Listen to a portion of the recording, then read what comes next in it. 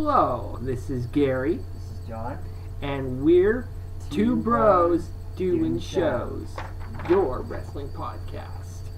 Now, for this early week session, I have a few questions that I will be asking and looked up a few things on. And I just wanted to get his opinion on a few things, state my opinion on a few things. So let's go. Okay. After Hell in a Cell, who's going to be the Cruiserweight champ? And if it's TJ Perkins, who's going to be the next number one contender?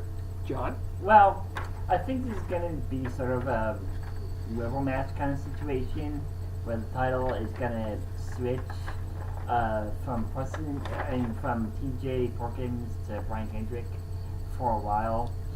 Honestly, right now, they really haven't spent a whole lot of time developing their other cruiserweights, at least in singles matches, with maybe the exception with Cedric Alexander and Rick Swann. Well, no, I wasn't going to say Rick Swann. I mean, he has had a few matches, but really, seems like they've been focusing more on Tony Nese than anyone else. Tony Nese has had a few matches. That I will definitely can concur with you on. So he has this premier athlete thing going on Raw, or whatever it's called.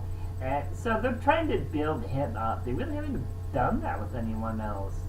Honestly, we still have yet to see Jack Gallagher in a single match, I believe.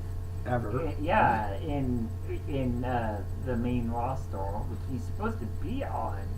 Yeah, I know, he did sign. And I don't think we've seen Akira Tozawa either. So...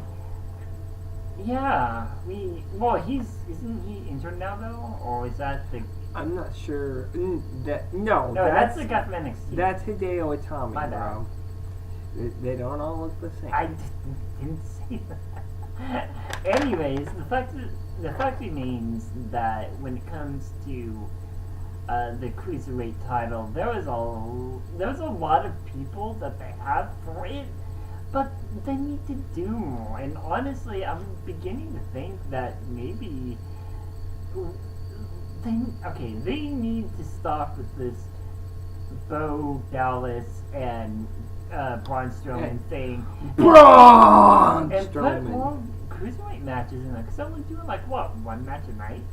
I liked it when they were doing 2 matches a night, and one was a tag team, so you could feature 4 cruiserweights, and then one was a one-on-one. Now you're getting one, and I just feel like heading into Survivor Series and Hell in a Cell, that's not a good thing. I think they reeled back a little bit this week because they're trying to push Braun Strowman and throw in... we'll get to that on one of our next questions, but yeah. So, let's say TJ Perkins does win, and this isn't a rubber match situation. Okay. So, who's next? Tony Nese, hands down.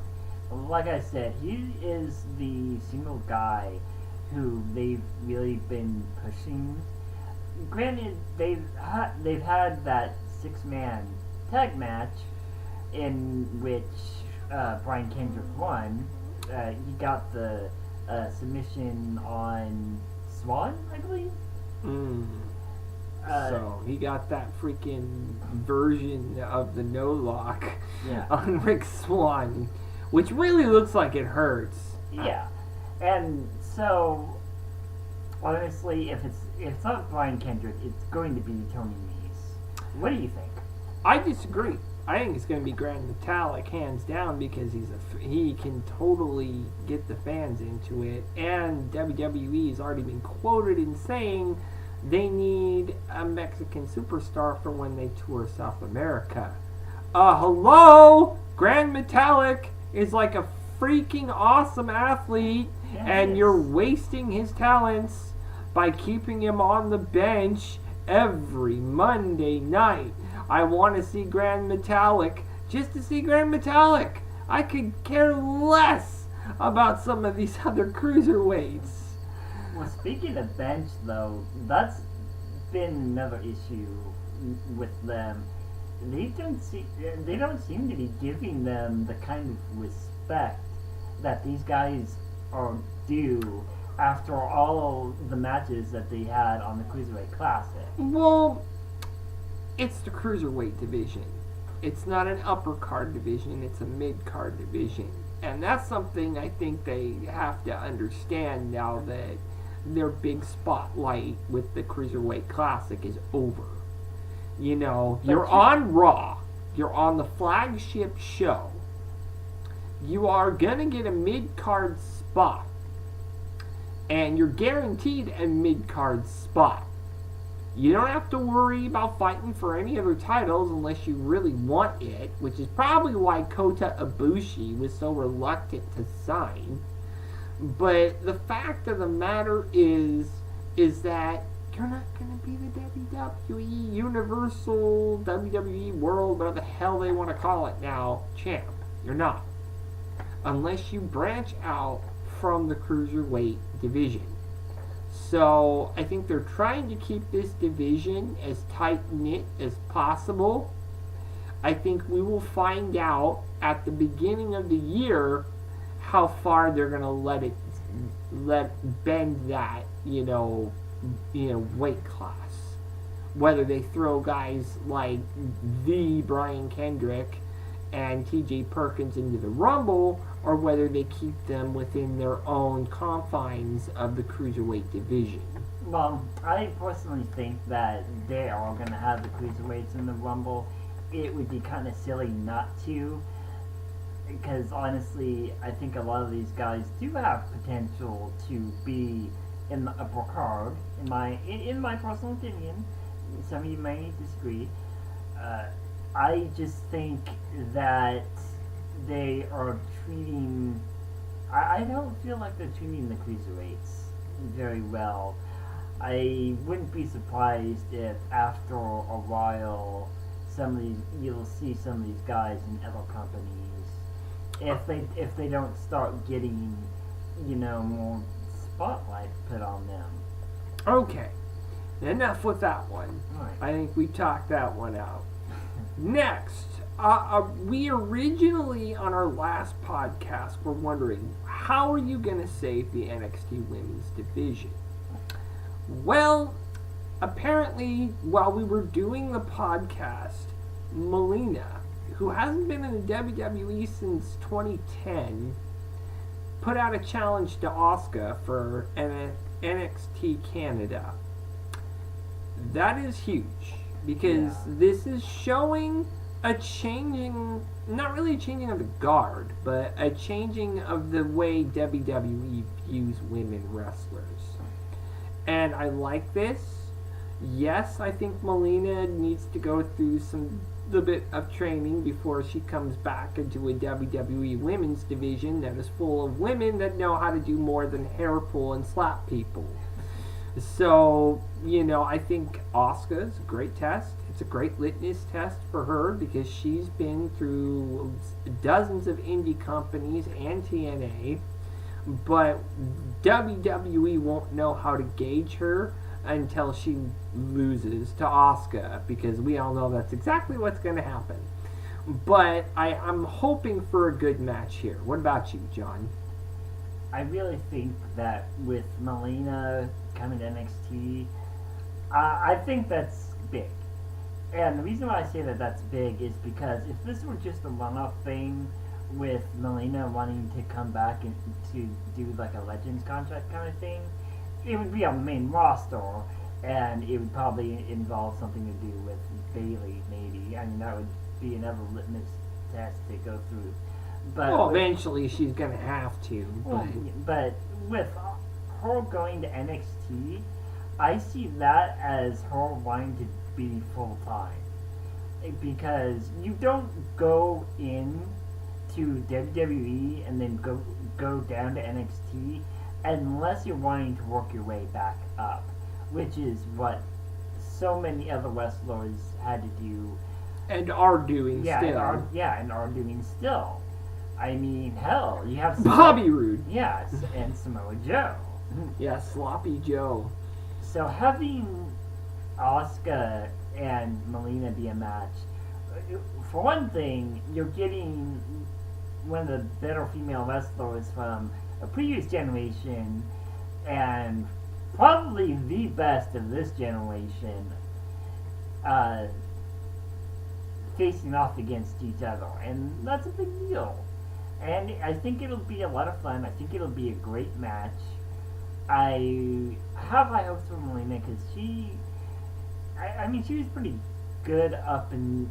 Well, you gotta remember, 2008 and 2010, that was when they had rebranded the women's division as the Divas division.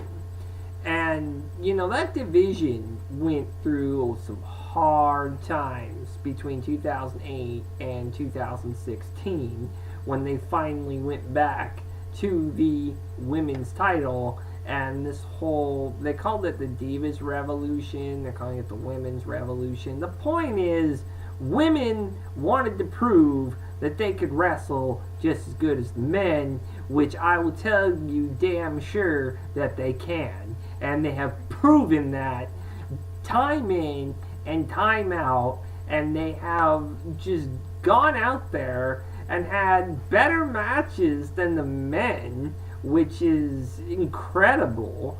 I don't want to sound sexist here, but that's almost just ridiculous, because when you are showing you're more athletic than some 200, 300 pound guy, that's huge. So yeah, if people notice that, it's good to see. It is, and I'm glad to see it, and I'm glad that you know, more women are saying, hey, WWE might be giving us a second chance, so let's take it. Speaking of which, or actually, what's the next? Speaking of second chances, there was one other thing I wanted to bring up that kind of broke open during our last podcast. Originally, Kota Ibushi's partner, who was Hideo Itami, was injured. He is definitely going to be out for a while.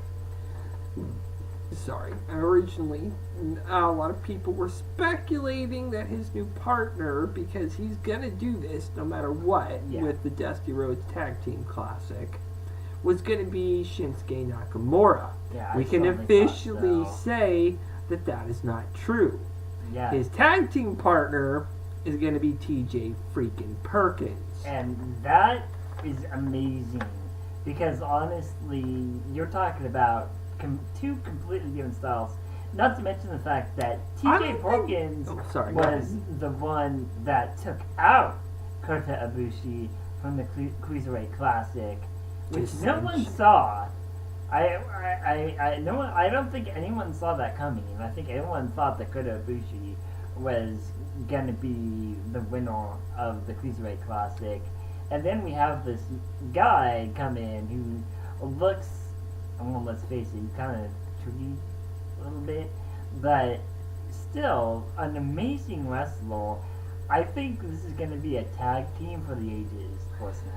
At least for the moment, and according to at least Pro Wrestling Insider, what Kota is saying is, if I were to win the Dusty Rhodes Tag Team Classic and something like the Andre the Giant Memorial Battle Royal and things of that nature, maybe not so much belts, but competitions of that nature, that, oh gee, maybe I might sign. I think he's trying to bleed the stone dry with WWE before he makes a big move. And you know what? I think if more wrestlers from across the ocean had done that before they signed a full-on deal, they'd be in a better spot right now. Yeah, we wouldn't have guys like Neville who are being buried, which we'll get to in a minute. But yeah, you know, I don't think you'd see so much problems with these guys that come from across the ocean, from Europe or Asia or Australia or wherever. Yeah. or even South America. Well, another example, Yoshitatsu, Yeah. who is doing commentary now instead of wrestling. The guy was good. They just didn't know how to use him.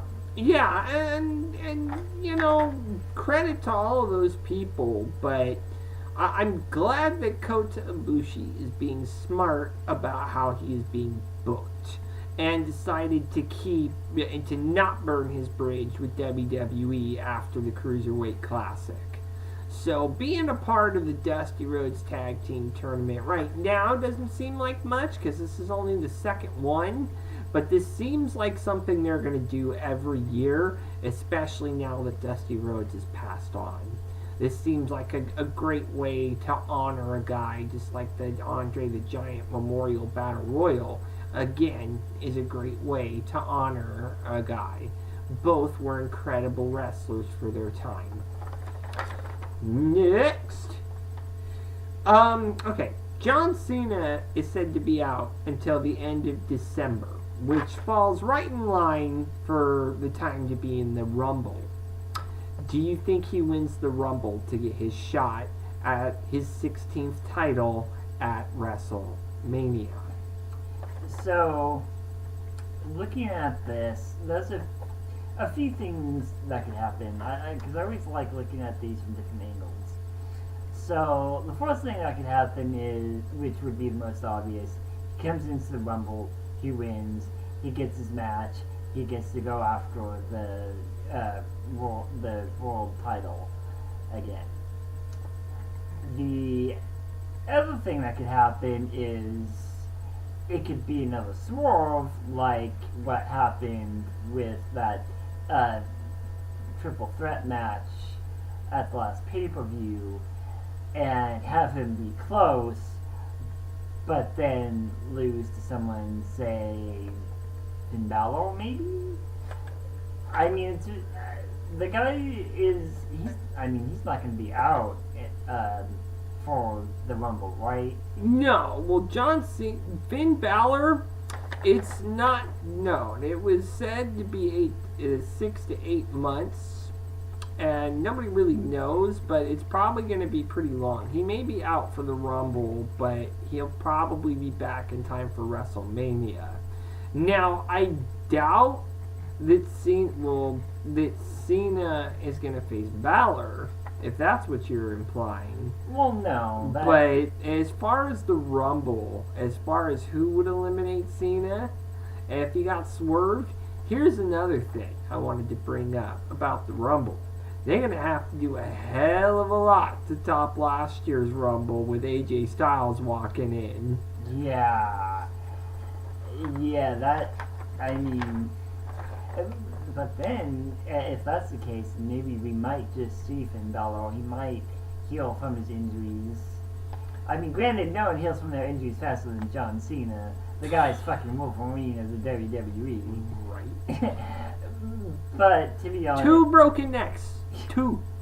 And he's still... Yeah. I swear, they've got to be, like, cloning him or something. But anyways, so... The only way I think it can really be spoiled is if Finn Balor won. If he came in and he won the Rumble. Other than that, I can't really think of anyone else that... I mean, maybe Dean Ambrose? Or maybe even Seth Rollins? Or maybe Chris Jericho, for all we know. Jericho is said to be done after this year is over. So I don't think we're going to see him in the Rumble. I think... Well, you think his little run is going to end after him and Kevin Owens have a falling out? Yeah, I think that's when because he said he would be in WWE until the end of the year, and that's coming straight from Chris Jericho. So I don't know if that's fiscal year, which would be up until the next WrestleMania, or year as in January. That is actually one thing to point out there. Well, also. Either way, we probably won't see him win the Rumble. No. But we'll still probably see him around until then. Next, Okay. Speaking of Jericho and Kevin Owens, it's been talked about that they are like the generals of Raw's group.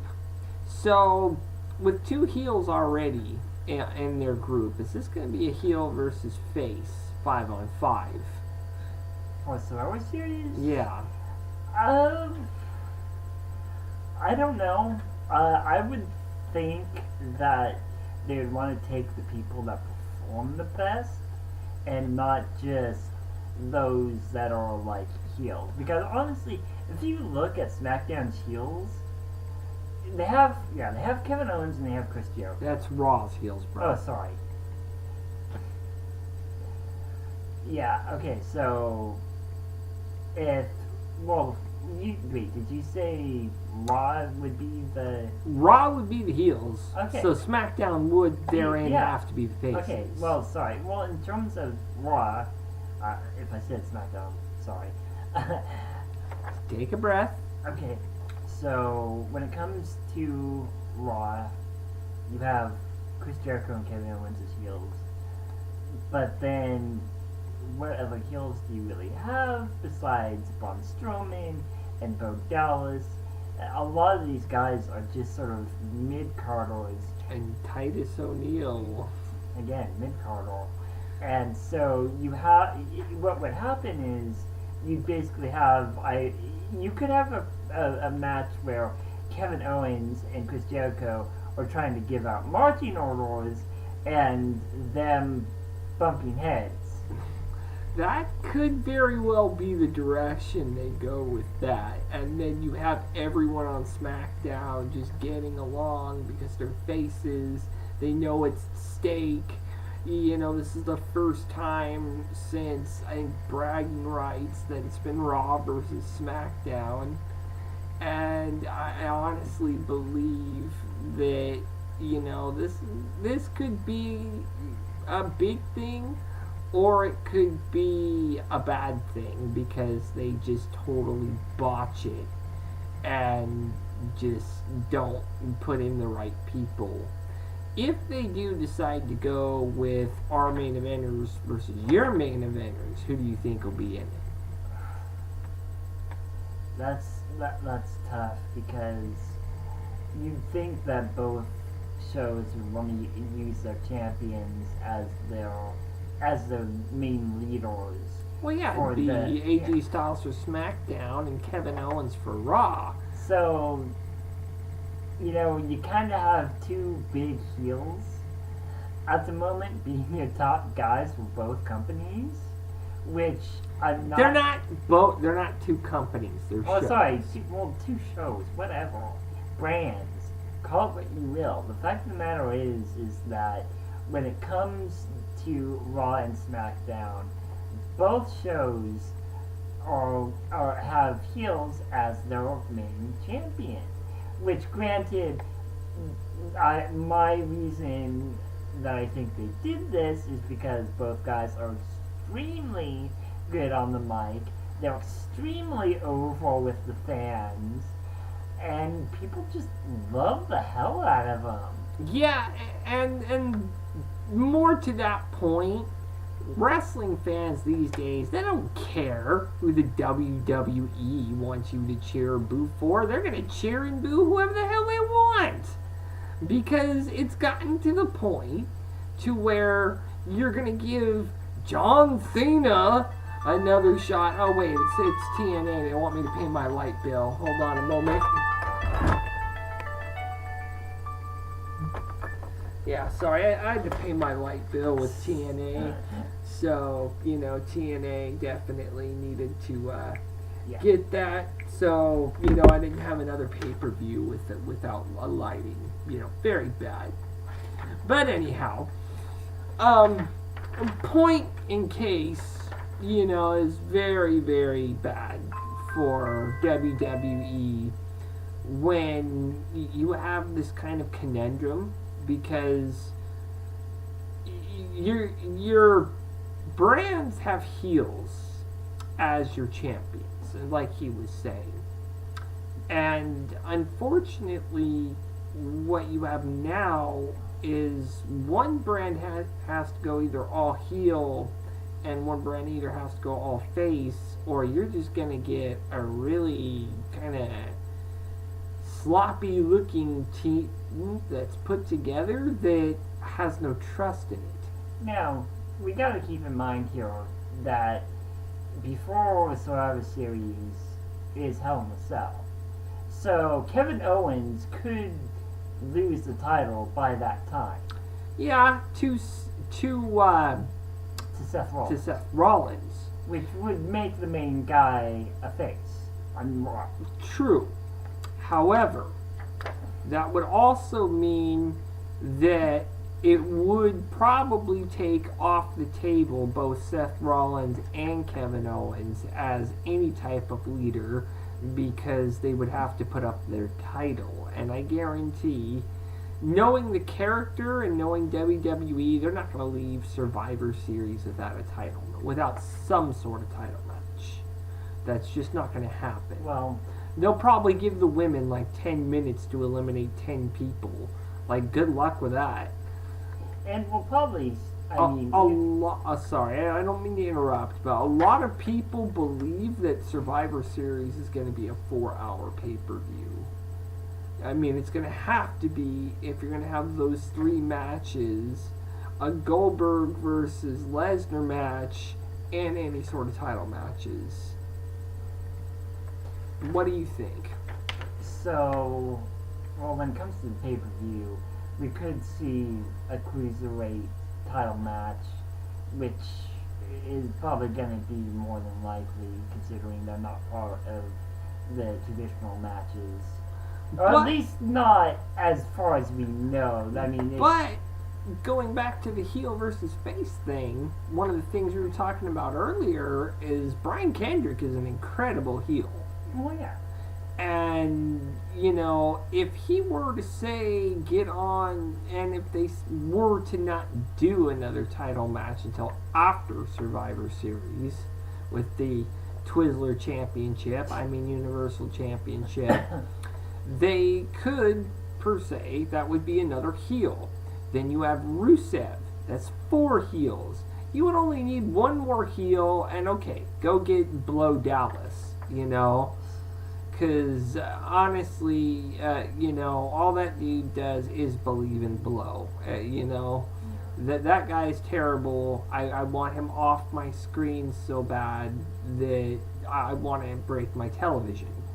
But the fact of the matter is Rock could probably come up with 5 good heels.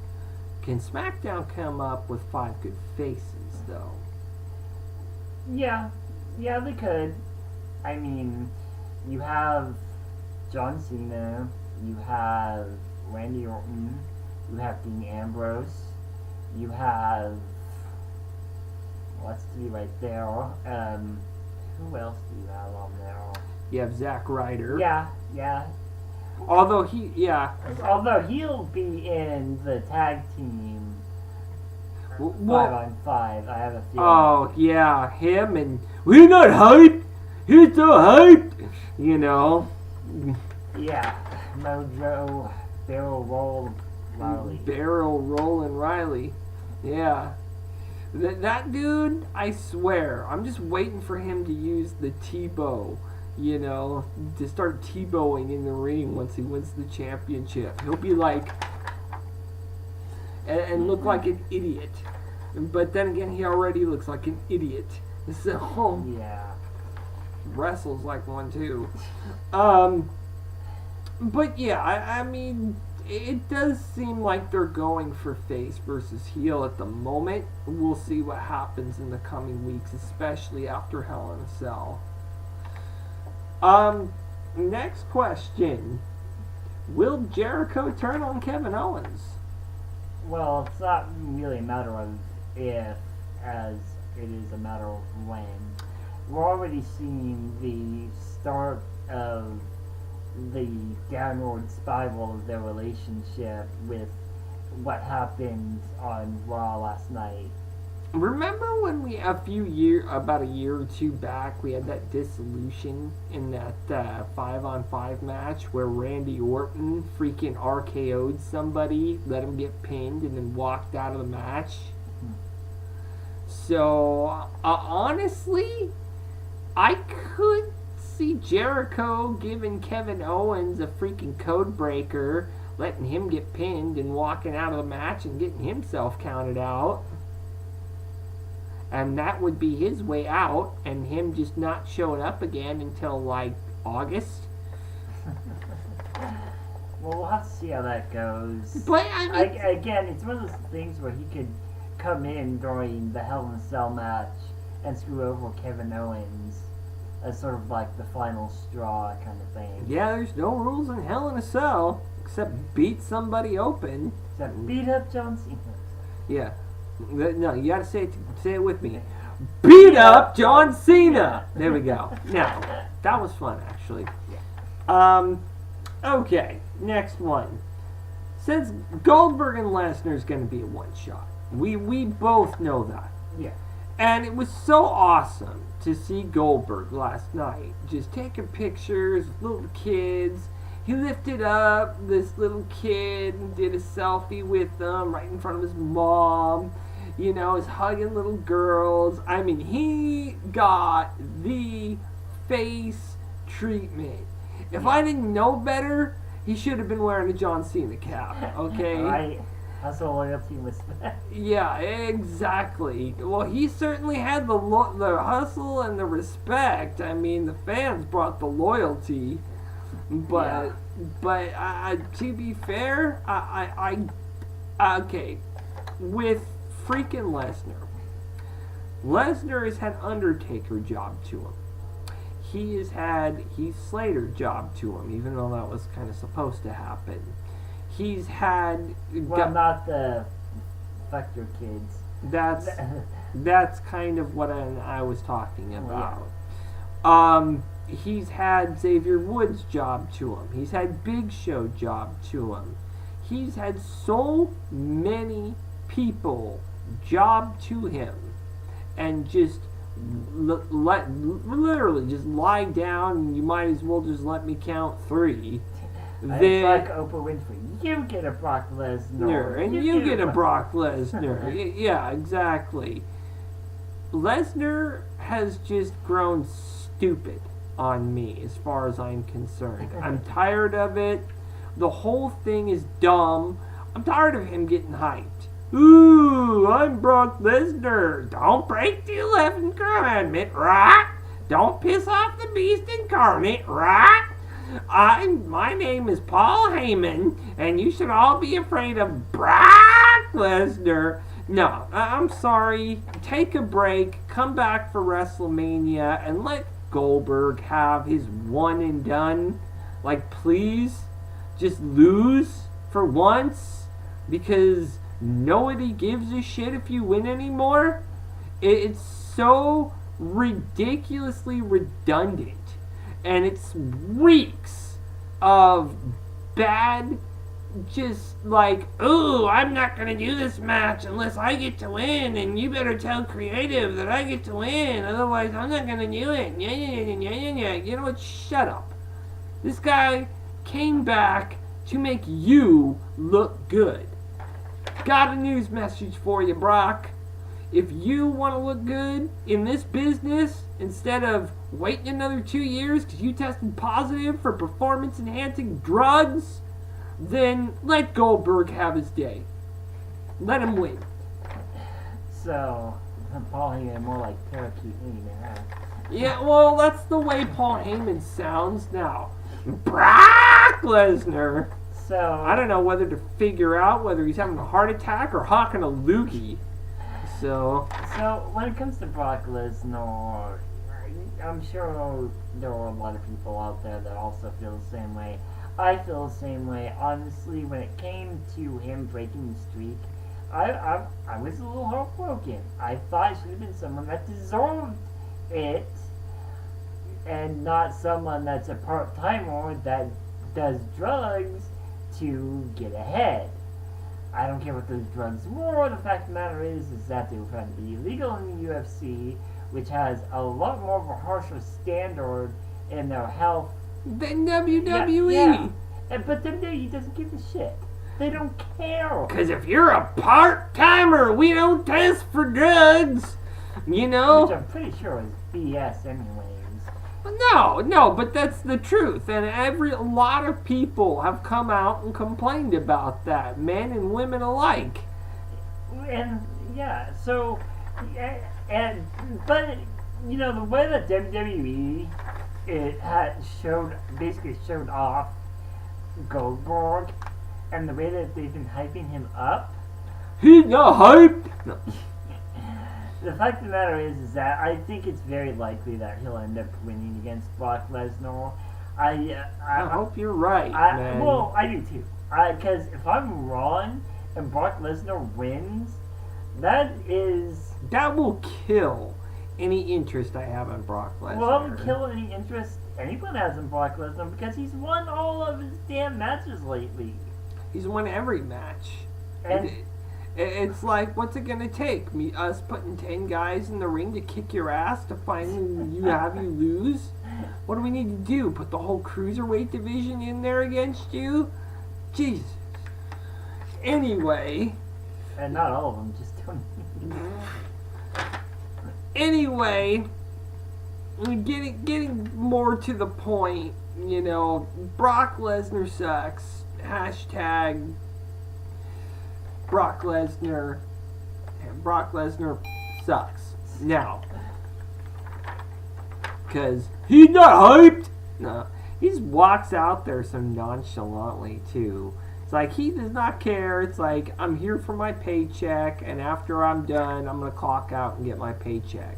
He's literally said on the Stone Cold podcast that is what this job is to him. Got news flash for ya. You want to know why people like John Cena and The Rock and Stone Cold and The Undertaker and Shawn Michaels were all so great? They gave a fuck about their job. Yeah, it's more than just the paycheck to them. Exactly. They you know, they love their work.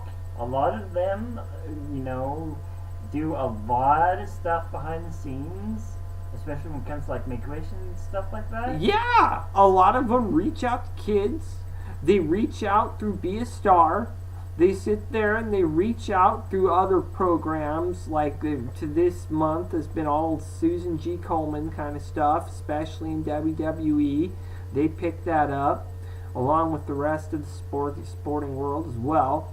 You've got, you know, all kinds of different things that company does.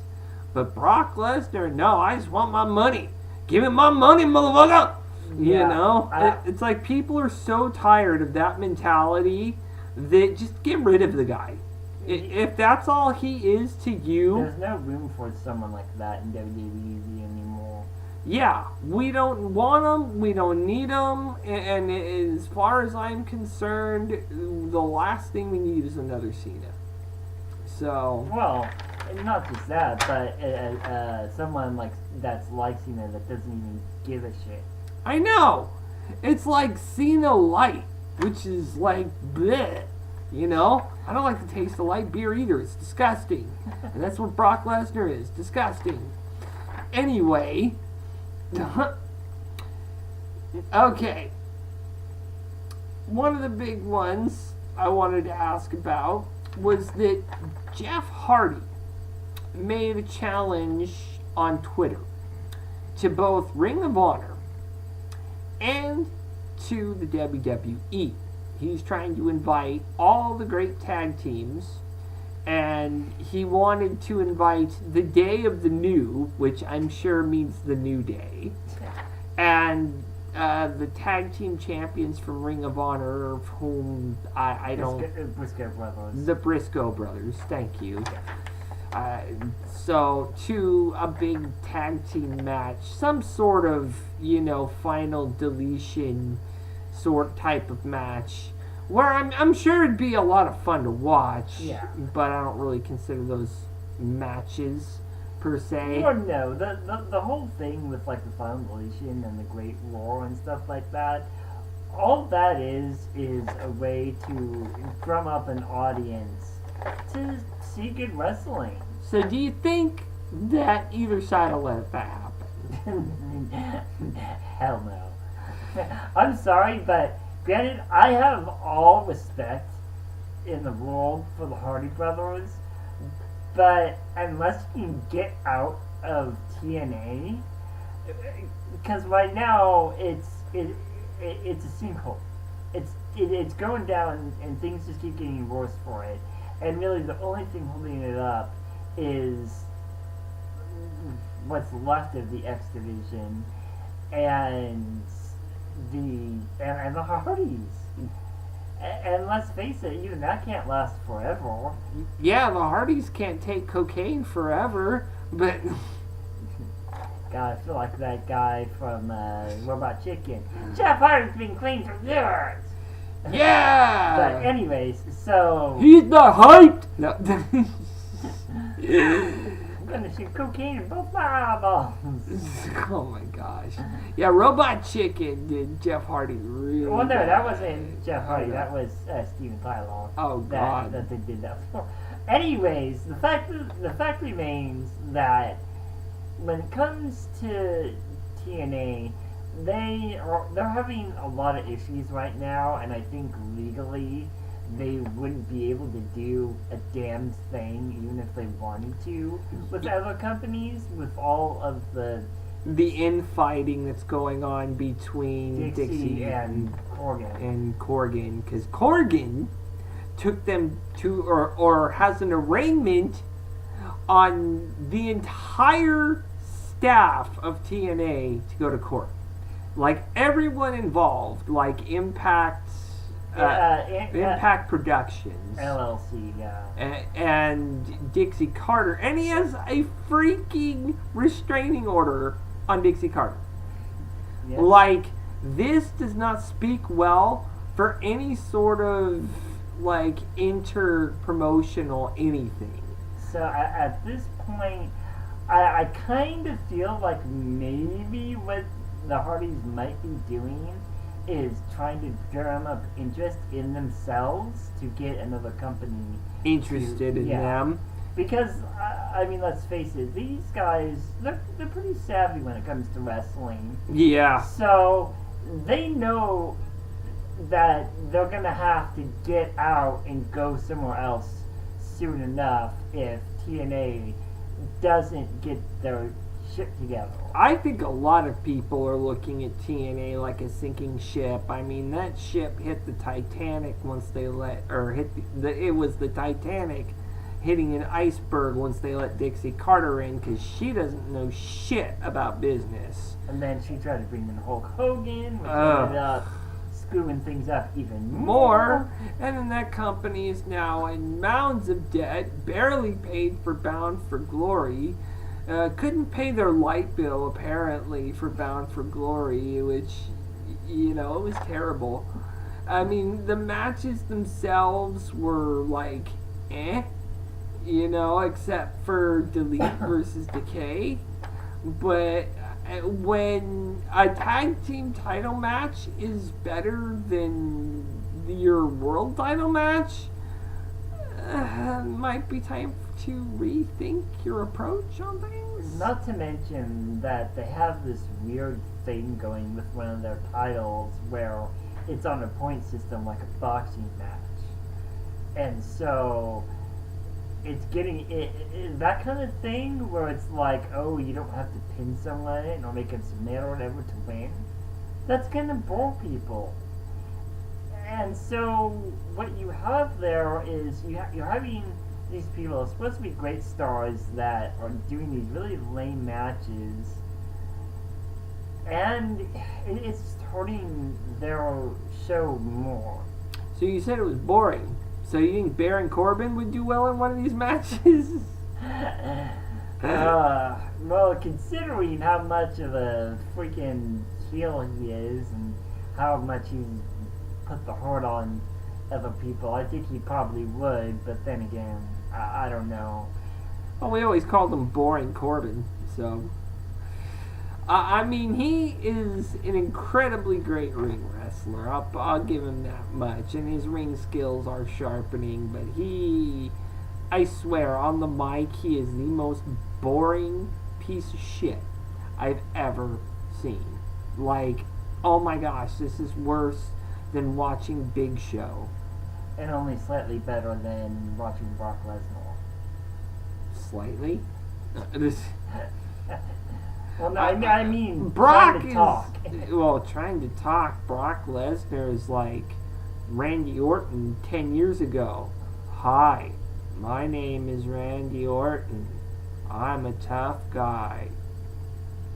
Be afraid of me. Yeah, because I'm tough, and I don't give a if you have kids. Yeah, that makes you sound really tough when you sound super monotone and have like zero expression in your face. Congratulations, you totally just failed theater school.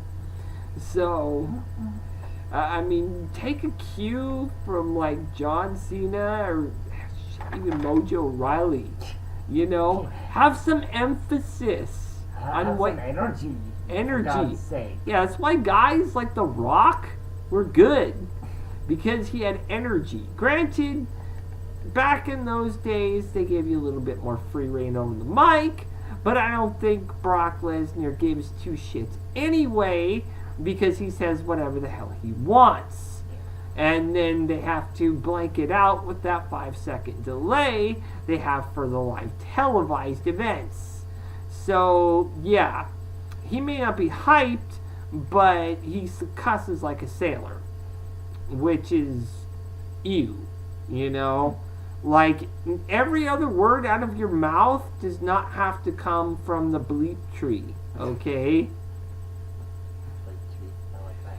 So, in any case, on our next podcast, we are going to talk a little bit more about Hell in a Cell. We so hyped about the women's Hell in a Cell match. We really, really hope that turns out good. Yeah. And we're happy about the Rusev and Roman Reigns rematch, because somebody's getting speared through the side of the cage. It's gonna happen, folks. I mean, Roman Reigns is gonna spear the shit out of Rusev through a cage. And then... Now, do we have confirmation that is going to be a Hell in a Cell? Yes. Okay. They've stated that the last 2 weeks, bro. Alright. And there's actually going to be 3. One's the women's, one's the Universal title match, and one's the U.S. title match. Yeah. So, yeah, the Universal title match, we will hopefully have a little bit more on, but I doubt. But by Saturday, we will have more on Smackdown, as it has not aired yet as of the taping of this show. And, well, what can we say about that one? So, and I will be bringing you any news I hear after watching NXT. So, I'm Gary. I'm John. And...